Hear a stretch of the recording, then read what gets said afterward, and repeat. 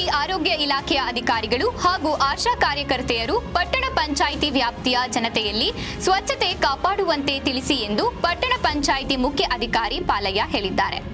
ಗುರುವಾರ ಪಟ್ಟಣದ ಪಂಚಾಯಿತಿ ಕಚೇರಿಯಲ್ಲಿ ಆರೋಗ್ಯ ಇಲಾಖೆ ಹಾಗೂ ಆಶಾ ಕಾರ್ಯಕರ್ತರಿಗೆ ಡೆಂಗ್ಯೂ ಜ್ವರ ನಿಯಂತ್ರಣ ಕುರಿತು ಪೂರ್ವಭಾವಿ ಸಭೆಯನ್ನ ಉದ್ದೇಶಿಸಿ ಮಾತನಾಡಿದರು.